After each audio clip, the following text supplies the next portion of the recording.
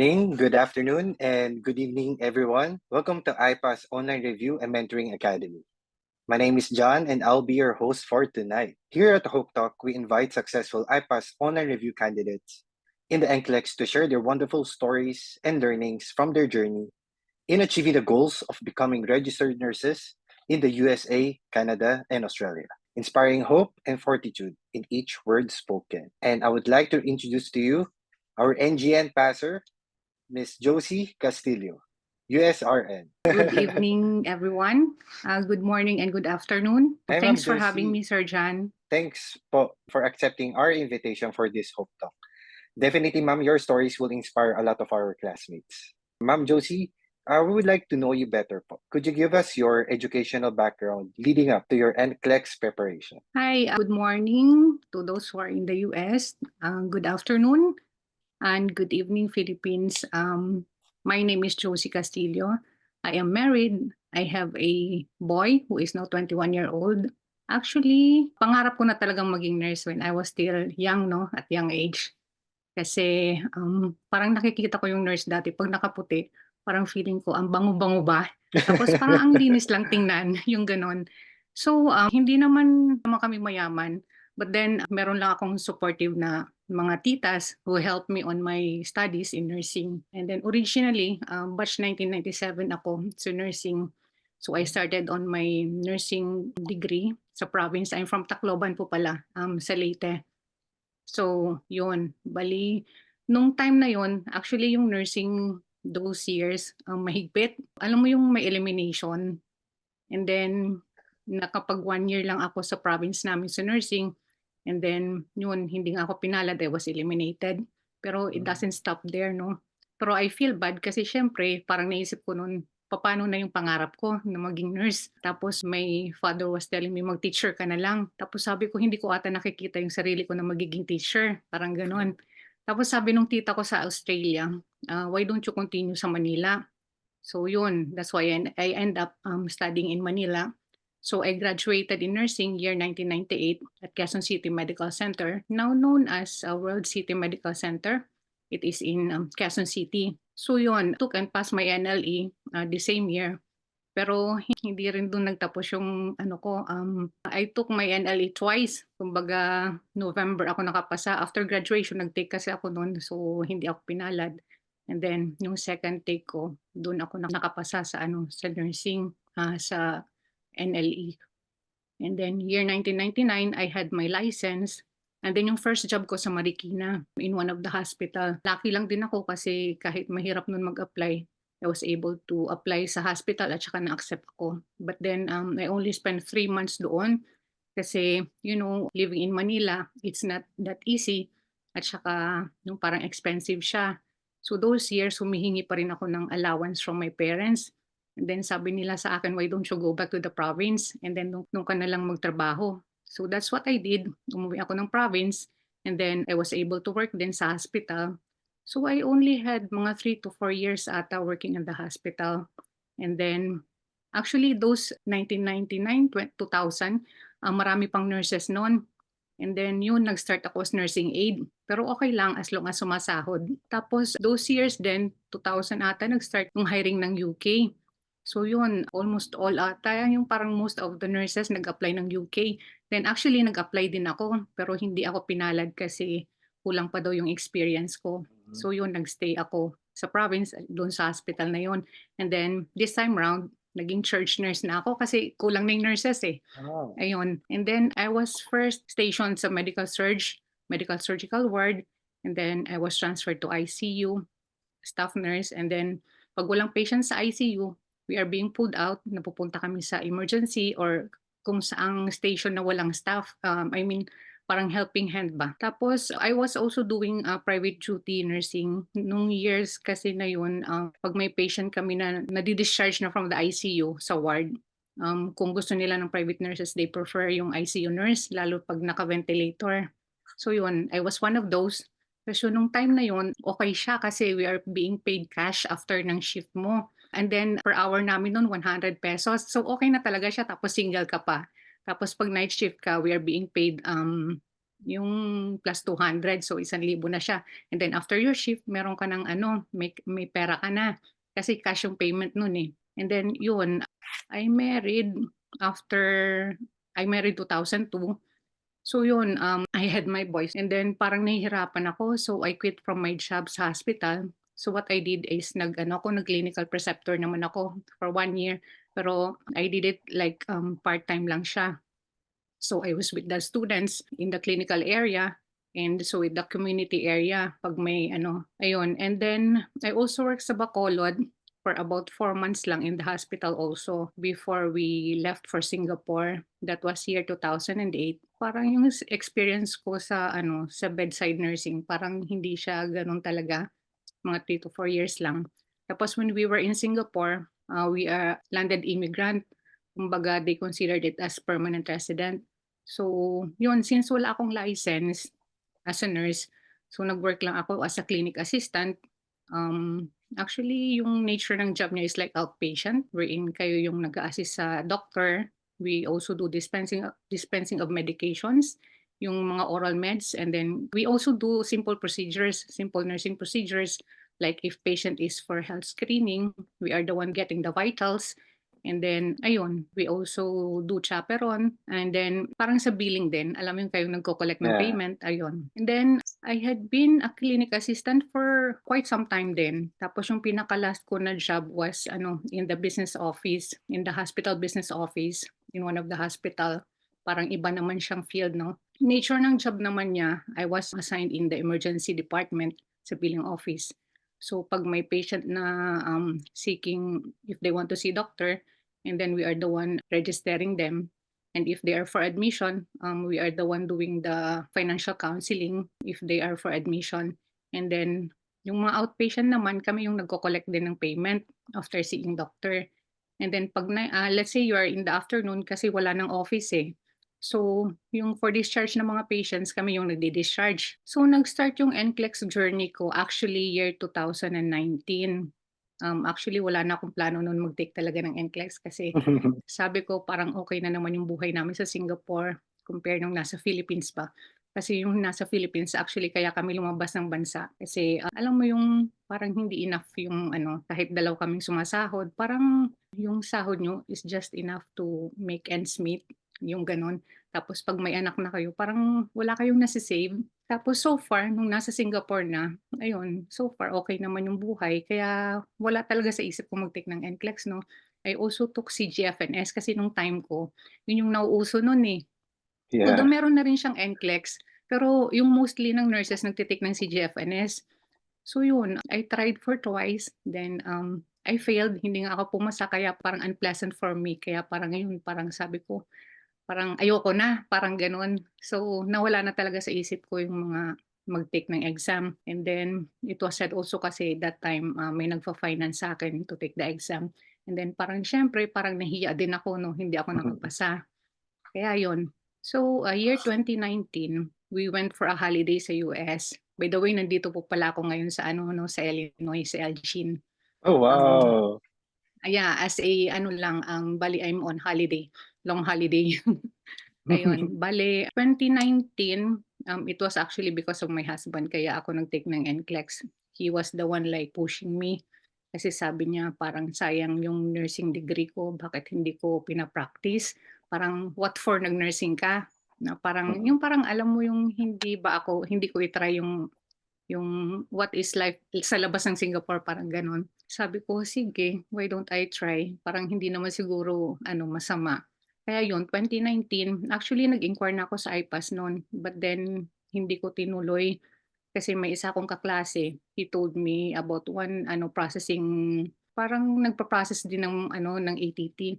So doon ako nag-avail tapos they helped me on my documents. And then I had my ATT with Illinois Board of Nursing. So that year 2019 yun din yung nag-uumpisa yung COVID, no? Yeah. Tapos ayun, I managed to have my ATT naman with Illinois Board of Nursing.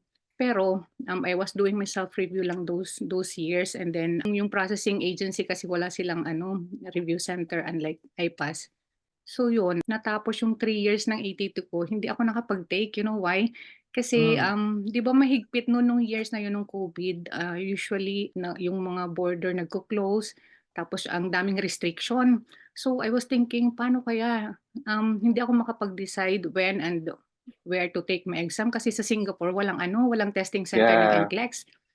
Tapos we really have to go, it's either I go back to the Philippines or I go outside of Singapore or sa US or whichever country na nag-offer ng ano, ng NCLEX exam. So yun, nag-expire yung ATT ko. So wala na akong magawa. Although 2023, here comes 2023, nag-okay na no, okay na yung restriction, open na ulit yung mga border ng countries. And then the same time, yung anak ko also plan to study overseas. Tapos ako yung naatasan na mag-ano, mag-accompany sa kanya. That's why nag-quit ako sa job ko sa Singapore to focus on my review then. So yun, year 2023, early 2023, that was January, binalikan ko yung iPass. Nag-message ako sa iPass and then ngayon I asked help from iPass to facilitate sa ATT ko. And then doon ko nalaman na pag-expire pala yung ATT mo sa ano, Illinois Board of Nursing, hindi ka na pwedeng mag-apply ng another ATT. You have to go for a refresher course. Then I was thinking, parang time consuming na siya. Sabi ko, ayoko. Tapos yun, I asked IPAS kung anong magiging option ko. Then they told me yung ibang state na nag-offer ng ano ng ATT.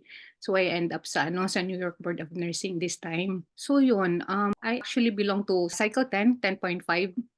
So nag-start yung review noon May. So I was still working those months. Hindi talaga ako makapag-attend ng review. Hindi pa talaga focus ba. So I remember I only was able to attend kay Sir Ryan yung sa drill na. Tapos sabi ko hindi ako makarelate. Tapos parang ang gagaling lang ng mga students, no? Hindi talaga ako makarelate. I was just listening.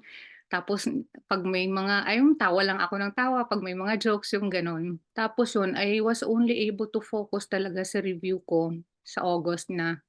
So end na siya nung cycle 10, so start na naman ng cycle 11. So yun, August yung first live review ko na na-attendan si Sir Jay. Tapos yun sabi ko, "Oh, parang ang galing-galing ni Sir Jay." Yung ano pa yung topic ng leadership and management. Yung parang alam mo the way he delivered the ano, lecture, yung parang yung mabilis mo ba siyang mag-absorb, yung gano'n. yeah. Ayun, and then, I think I had my ATT ano na siya, nung nandito na ako sa States actually ano, I had my ATT mga October, tapos I received an email from kay Ma'am Ann, siya po yung coach ko. Tapos yun, she asked me how is my review, yung progress ba ng review ko. Actually, at first I was hesitant to ano, to reply kasi shy kasi ako, eh, yung Mm. gano'n. So ayun, pero, nakipag-communicate pa rin naman ako. I emailed back tapos yun, we had a talk sa ano, sa Messenger. Tapos yun, nahihiya ako kasi yung alam mo yung results ko nasa borderline. I was doing my Q-Banks with Moodle. Parang alam mo yung parang sabi ko, ang baba ng mga scores ko. And then I had my ATT October and then I also had a pre-coaching session. Ano nga po pala, kasi I was holding ano lang ano, tourist visa so I only can spend 6 months dito sa US. So yun, I decided to ano to book for my exam December which was December 18 to be exact. Tapos yun, pero actually those months 'no, nag-book na ako and also when I had my ATT. Alam mo iba pala yung feeling 'no, yung 'pag andiyan na yung ATT mo, parang yung kaba mo ba, yung parang Yes. parang iba-iba yung feeling, eh. Ayun, and then ayun nga, I was able to book my exam on December 18 with the help of iPass. And then yun, tapos parang gotchi nga ako no si Ma'am Jamie, nag-email siya about yung pre-coaching session. Mm. And then parang ewan ko basta nag-ano lang ako, nag-avail lang ako sa pre-coaching session tapos iyon nga November, I think in the middle of November when I had my pre-coaching session with Ma'am Jamie tapos tinanong ko si Ma'am Ann, sabi ko, "Ma'am Ann, ano ba yung nangyayari sa pre-coaching session?" Kasi parang triny ko lang ba, parang inaano ko lang kung ano ba yung nangyayari during pre-coaching. Mm. Sabi niya, "Usually ano lang yan, parang mga anxiety management, parang gano'n." Tapos, not knowing na bibigyan pala ako ng set parang may mga questions na binigay pa si Ma'am Jamie. Aba, while I'm doing my review, actually hindi ko masasabing kinakabahan na ako at saka yung parang ano ba, parang okey lang. Pero nung nakausap ko si Ma'am Jamie, hala, ang lakas ng kabog ng dibdib ko tapos yung mga ano, sa questions, alam mo yun 'di ba, yung parang feeling ko nandun na ako sa exact exam nung habang ginagawa namin yun. Sabi ko, "Ma'am Jamie, parang kinakabahan ata ako nung kausap ko ikaw." Parang sabi ko sa kanya, I'm sorry. So natapos yung pre-coaching session, Ma'am Jamie told me na, aside sa mga big topics, I have to go back sa fundamentals, yung lecture ni Ma'am Fundamentals. Rosana, which I did. And then she also gave me those trending topics. Tapos yung nakapag-usap pala kami ni Ma'am Ann, yun nga sabi niya sa akin, since I still have 1 month that time when we talk, sabi niya sa akin mag-focus na lang ako dun sa Q-banks and then kung ano yung oras ng exam ko, doon din ako magawa ng Q-banks para nakaset na yung mind mo ba. And then as much as possible, yung parang 150 items para hindi daw ako antukin. Actually, yung exam ko was scheduled 1 p.m. December 18. So sinunod ko naman si Ma'am Ann kung ano yung oras ng actual exam ko, doon ako naggagawa ng Q-banks.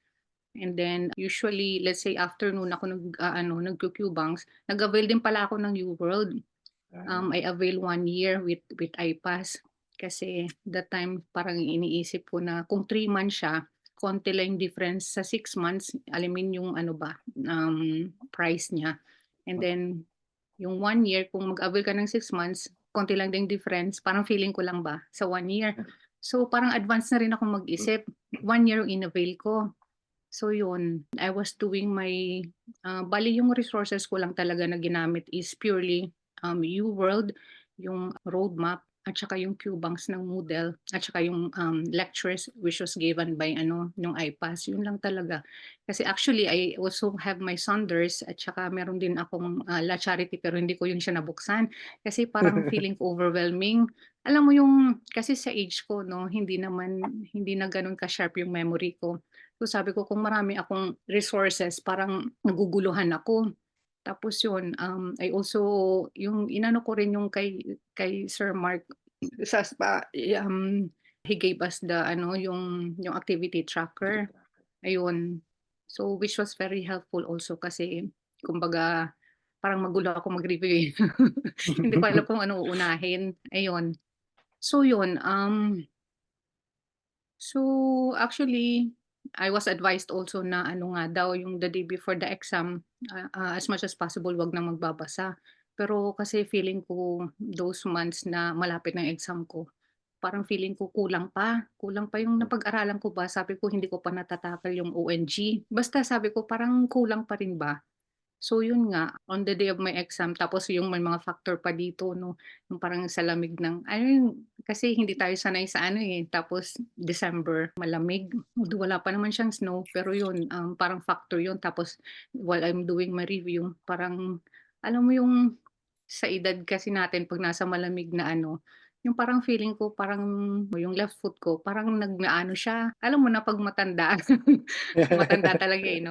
I mean, factor yung yung temperature. So parang parang feeling ko parang may sciatic nerve pain ba ako. Yun yung mga Hmm, ano ko, yung mga struggle ko while doing my review.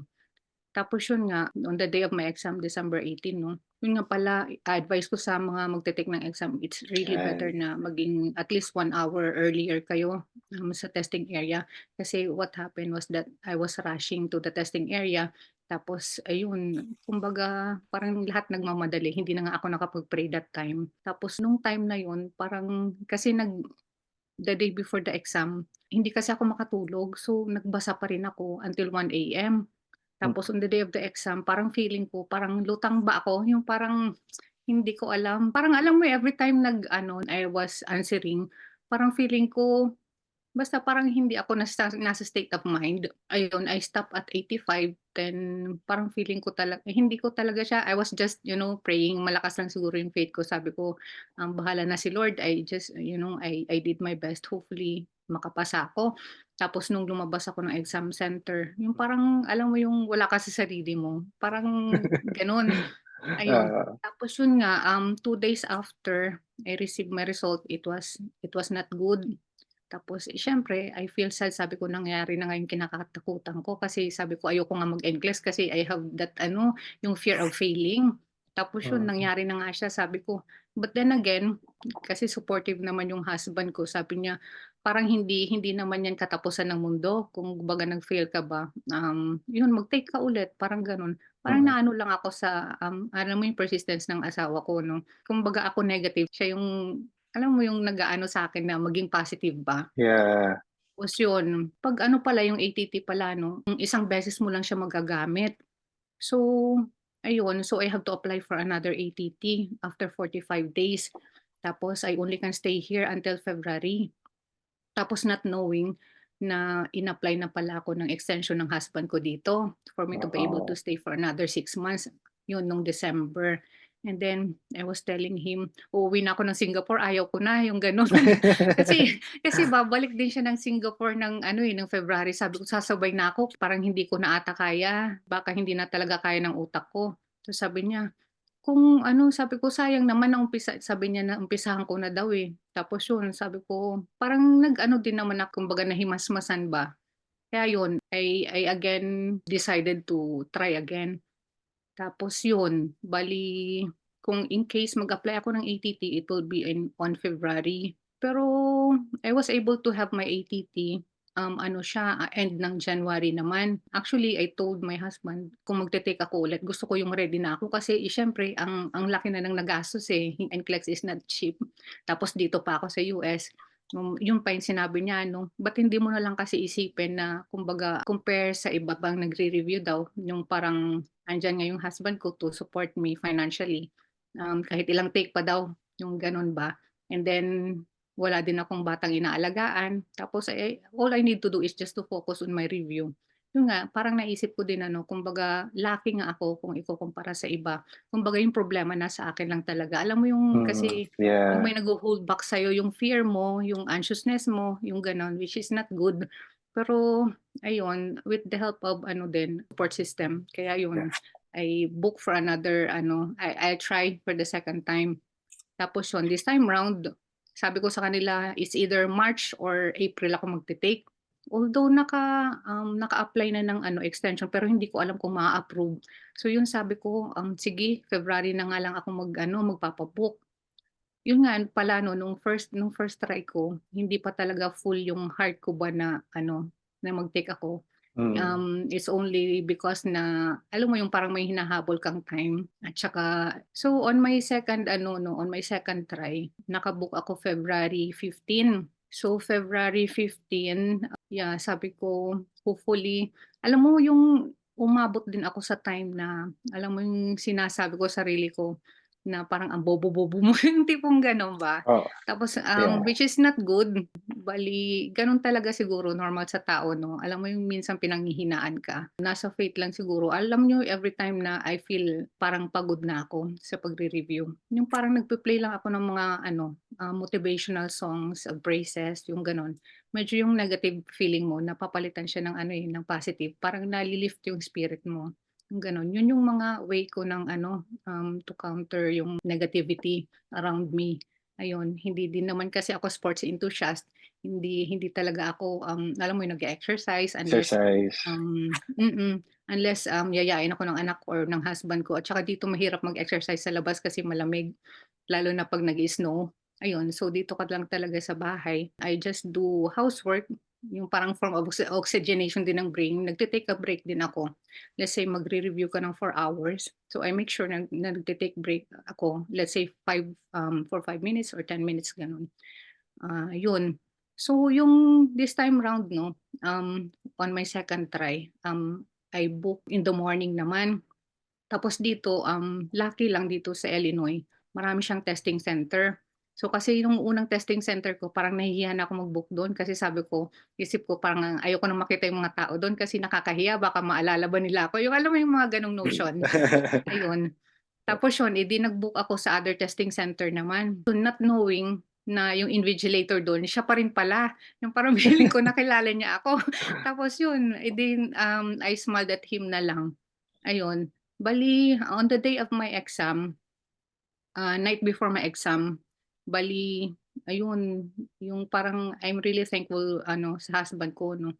Actually, it's only half an hour to 45 minutes drive away from my place doon sa testing center. Pero nag-book siya ng hotel nearby sa ano sa testing center para Hmm, hindi daw kami nagra-rush. Kasi minsan hindi mo maano yung weather dito eh. So parang hindi daw kami mahirapan. At least mga 10 minutes drive lang doon sa testing center. So yun, nagstay kami sa hotel. So the night before my exam, hindi rin ako makatulog. Nag-ano pa rin ako, binabasa ko pa rin yung roadmap na nasa phone ko. Yung roadmap ko kasi hindi ko siya prinint, sinave ko lang siya sa phone ko para easy accessibility ba. Kahit nasaan ako, puwede ko siyang mabuksan if I want to read. Alam niyo, yung pinaka-last ko na nabasa doon sa roadmap, yun din yung pinaka-last na question ko doon sa ano, doon sa exam ko. Oo, parang ano lang, I don't know if it's coincidental, pero ano, parang nakakaano ba, parang hindi ko alam. Hindi naman ako naniniwala, hindi ako gano'n na type na alam mo yung naniniwala sa mga sa sign, yung gano'n. sign. Oo, oo. Pero yun, that's what happened. Tapos yun nga, on the day of my exam 'no, I was early, mga 20 minutes. Actually, ang exam ko 8 AM and then I was there already mga ano pa lang, mga 6:45 gano'n. So magbubukas yung testing center 7 AM. Tapos yung mga kasabayan ko, all locals, mga puti. Tapos ako lang Hmm. yung mag-isa na foreigner. Alam ko nga ako lang mag-isa na foreigner kasi ako lang may passport. Lahat sila, ewan ko, wala silang hawak na mga IDs ba, yung gano'n. At saka parang mga newly graduate, yung bata pa talaga, yung parang makukulit ba, ayun. Mm, Sabi ko, nag-ano na naman, nag-sink in na naman yung kaba sa'kin. Pero lucky lang I was early, nung I was able to talk to Papa God, tapos nag-pray. Kumbaga inintrust ko talaga sa kanya, sabi ko, "This time round," sabi ko, yung parang yung sinasabi nga ni ano, ni Sir Jay na kahit wala kang masabi na prayer, kahit yung, "Lord, please help me." Yun yung mm, talagang nasa isip ko. Yun laging nasasabi ko. Tapos yun, when I was inside the ano, exam area na, while I'm doing my exam na 'no, yung parang gising na gising yung utak ko talaga. Alam mo yung aware na aware ka sa nangyayari sa paligid mo, yung gano'n. Tapos I make sure talaga kasi sabi nila, 'pag nag-take ka ng exam, you have to make sure na from, number 1 to 10 or to 15 na yung tama talaga yung sagot mo para at least safe mm, ka na, yung parang gano'n. So yun yung ginawa ko 'no, I make sure na ano pero although, before I click yung ano, yung mouse, nagpe-pray talaga ako. Sabi ko, "Lord, sana ito yung pinaka-best answer ba."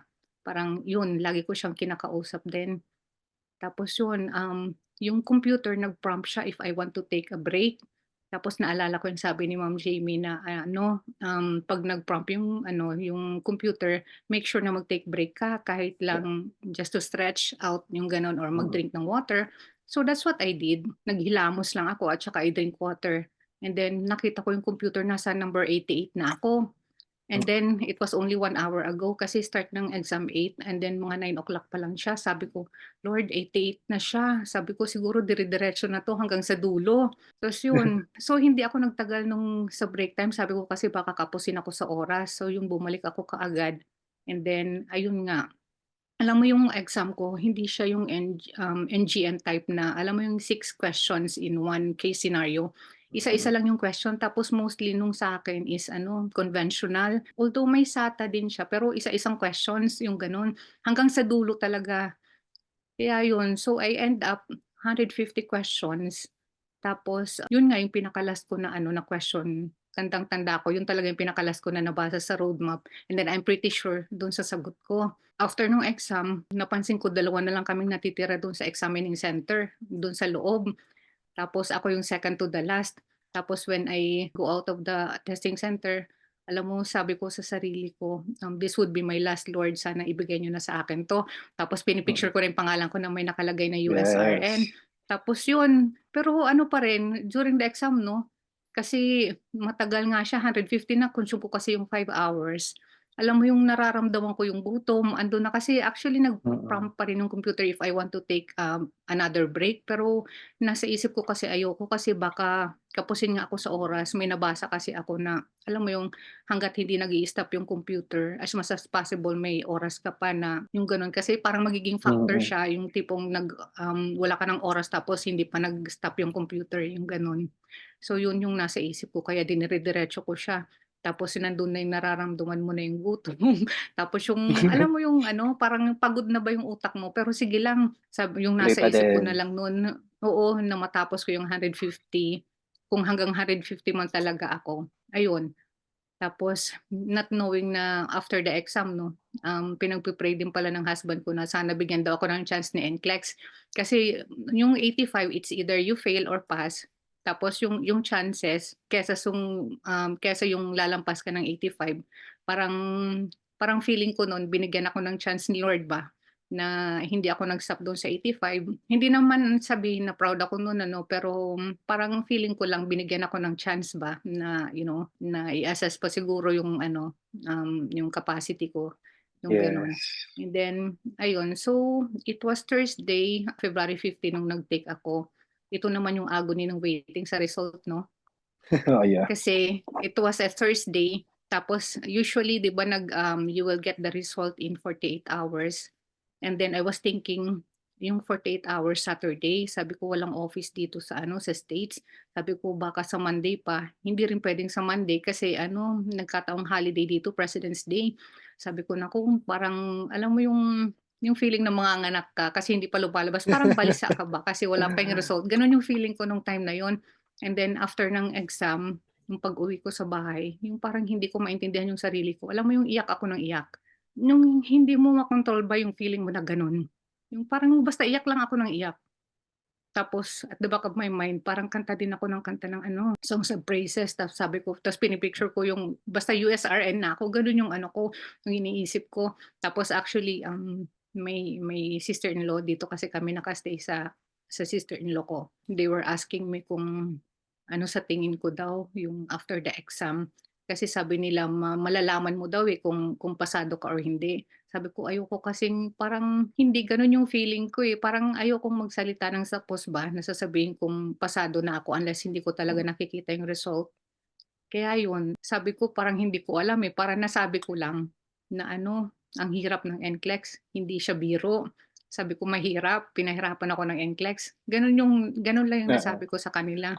And then yun, tapos Saturday night dito, I think Sunday na ng morning diyan sa Singapore at saka sa Philippines. Hindi ko alam na chine-check pala ng husband ko yung phone ko 'no, about the result. Hindi ako PV trick kasi sabi ng, IPAS ano daw, wait for their email, which I did also. Tapos yun, actually we were having dinner that time, Saturday night. Tapos bigla kong binuksan yung phone ko, tapos nakita ko yung ano, yung email ng IPAS, bigla akong kinabahan. Tapos yung unang-una kong nakita yung glory to God. Alam mo hindi ko pa talaga nababasa yung Oh, buong email, yung buong email. Parang humagulhol na ako ng iyak tapos niyakap ko yung sister-in-law ko. Tapos sabi ko, "Pasado na ako, thank you Lord, thank you Lord." Tapos alam mo yung feeling 'no, parang unexplainable yung feeling, eh. yeah. Na alam mo finally, I was able to make it. It was a nice feeling, Alam mo ayun. Ma'am Josie, sorry po, 'di ko na napapansin talaga yung time kasi sobrang hook up ako sa story ninyo.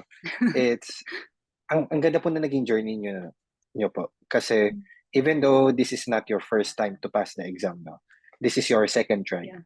Pero it doesn't matter Mm. po, like what you said, kung how many times na nag-take po tayo ng exam as long as we will pass it. And grabe rin po yung ano niyo, confidence din po ninyo. And how did you ano po, maintain your confidence in your abilities po throughout your NCLEX preparation?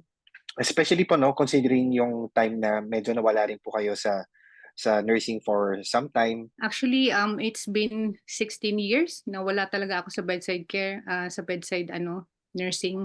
Kasi yun nga, nasa clinic lang ako. Although, meron pa rin naman akong I mean, we still can do yung mga simple procedures. Siguro when it comes to confidence, hindi ko naman masasabi talagang confidence ako kasi kahit nga nung second try ko, when I update Ma'am ano about my Mm. scores, although yung sa second try ko kasi, sabi ko sa sarili ko, yung sa scores sa UWorld ko na at least 70 to 80%. So, this time round, nakaka 70% ako pero minsan bumababa ng 69%, yung parang gano'n ba. And then sabi ko, sige lang, parang go lang ng go ba. And then bali yung ano, siguro big help yung prayers, yung support system, at saka yung trust sa ano, sa binigay ng IPAS 'no. Yung like yung bigay ni Sir Mark, yung parang dun mo kasi ma-a-assess yung ano mo, eh, yung level of ano, yung sa ano mo sa review.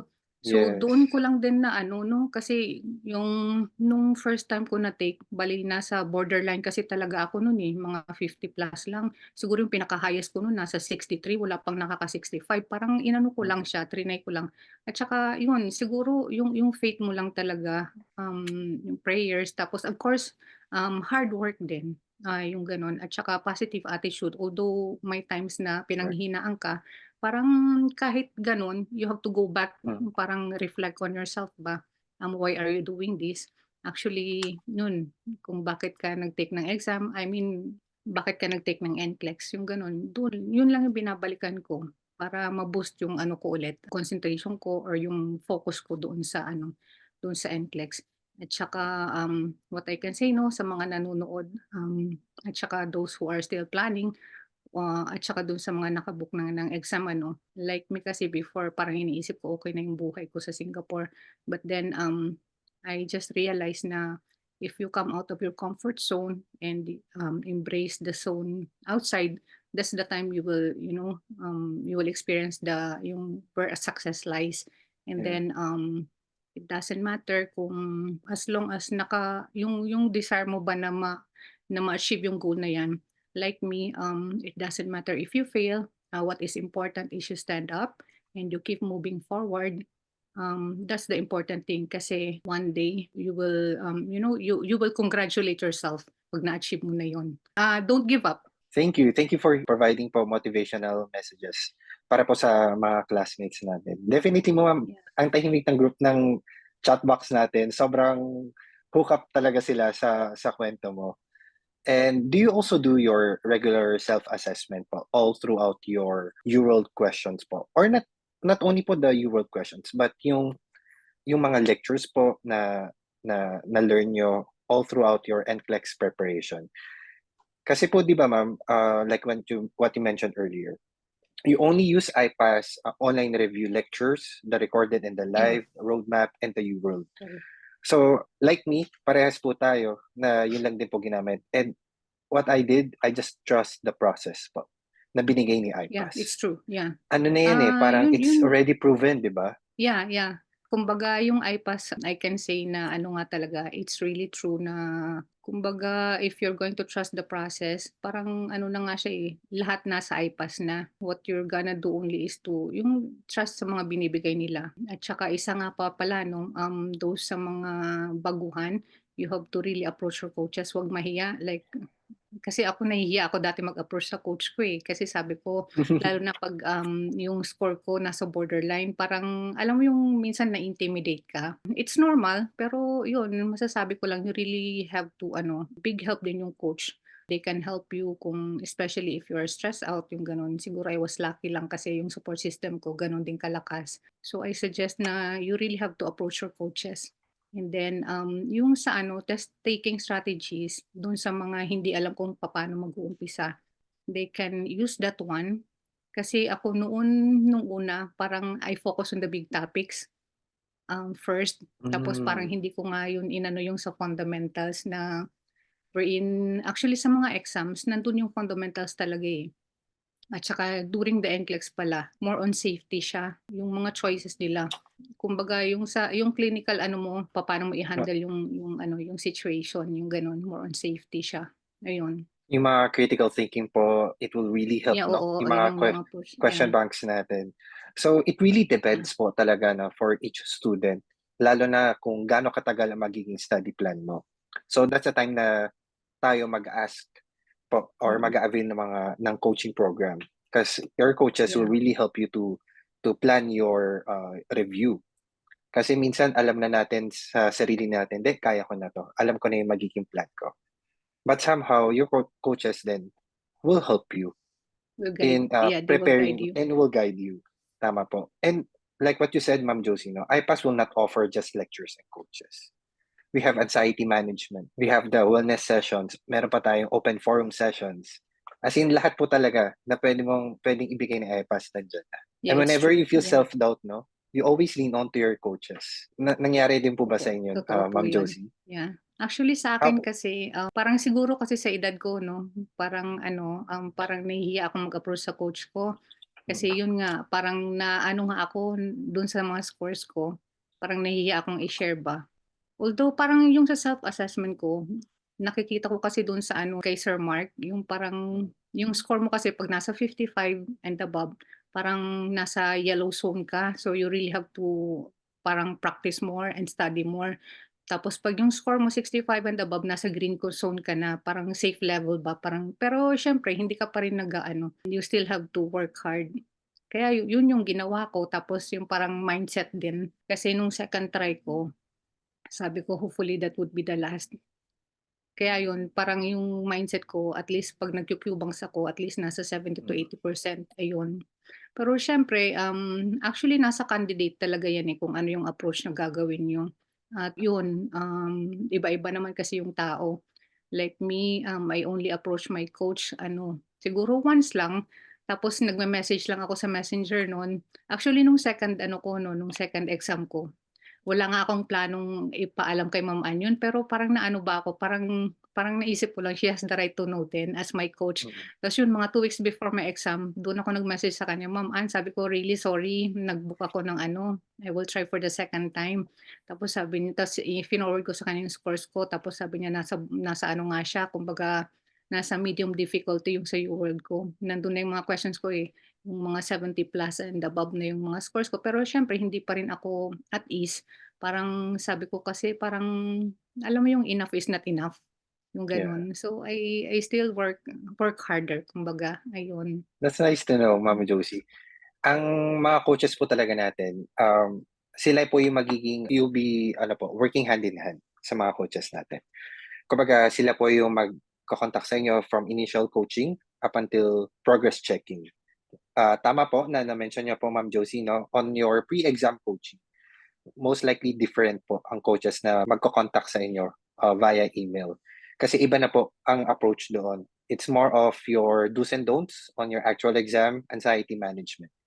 And it's really important Yeah, din po na you share your, examination date to your coaches if you avail. Kasi po if you don't inform your coaches sa examination date, you might not be receiving any invitation for anxiety management and testing strategies. So, thank you po, Ma'am Josie, for sharing that one. I wanted to yeah. know, Ma'am Josie, what did you learn po all throughout your journey, and what have you discovered in yourself? Okay, as what I've said 'no, siguro kung if I didn't come out of my comfort zone na nun, siguro I wouldn't achieve what I have achieved. Yun nga, sabi ko, if you have a dream, you have to fight for it. You have to work hard and then, it doesn't mean you fail na hindi ka na mag-move. You just keep on moving, you stand up and just keep on moving. And then, don't give up kasi sinasabi ko nga, one day it will pay off. And then one day you will congratulate yourself once you achieve that goal. Yun lang, don't give up. Eh, ma'am, your reflections po talaga 'no, marami po tayong natututunan din diyan. Kasi somehow parehas po tayo ng experience 'no, I'm also here in Singapore. That's why habang nagkukuwento po kayo, medyo nakikita ko yung sarili ko in your situation Yeah, that time kasi I have to also get out of my comfort zone. I know there's a better opportunity for me. yeah, Unlike tama. here, I'm not saying na hindi maganda dito ha, but it really depends on the individual, on what career path you want to achieve talaga. So Ma'am Josie wanted to become a USRN, and now it Yeah, happened. So Ma'am Josie, what would yeah. be your advice po sa mga students po natin who's having self-doubt and with regards to their preparation na rin? Yun lang yung masasabi ko to those who are watching nga, who book for their exam at saka yung mga nagpaplano pa lang mag-take 'no, you really have to focus on your goal and then 'wag mawawalan ng pag-asa. Just pray hard. Nandiyan naman si Papa God. I mean, kahit hindi kayo mag-pray, kahit hindi naman I mean, alam ni Lord yung desires ng heart niyo. Just focus and then, trust the process ng IPAS. Ayun, kasi depende naman talaga kung ano yung approach na gagawin ng bawat tao. May sarili-sarili tayong ano, style. Ayun, kung ano yung mga binigay ng IPAS, avail nyo lang. Especially yung nga, yung sabi ko yung activity tracker ni Sir Mark and then yung sa roadmap. it's really a big help sa akin kasi dun lang talaga ako nag-focus. Imagine nung binasa ko pa siya, yung pinakalas ko na binasa, yun talaga yung lumabas sa exam din. And then yun, wag pa yung hinaan ng loob although it's normal pero ayun, just pray harder. Kasi kahit mag-fail kayo, hindi pa naman siya katapusan, eh. I mean, there's Yeah. still hope. So that's it. You've Josie, you've shown perseverance talaga and resilience. Yeah. And yung tiwala niyo sa sarili niyo that you will overcome all the challenges and ma-achieve mo talaga ang success after all the obstacles that you encounter. And you also recognize po no yung mga strategic planning that you have. So alam niyo po kung gaano niyo katagal i-access si UWorld. Alam niyo po kung gaano niyo katagal mag-aaral ng lecture from IPAS. And nagbe-breakdown po kayo ng mga actionable steps. And somehow you stay focused on the bigger picture throughout po the preparation process. And ayun, I also encourage everyone to be more mindful din when it comes to your lecture. Kasi some of us, no, we are struggling talaga daily. Especially pag may mga trabaho, hindi natin talaga may iwasan na mapagod at ma-mental block or talagang mental drain. Ayan. So, what you have to do, you just have to rest.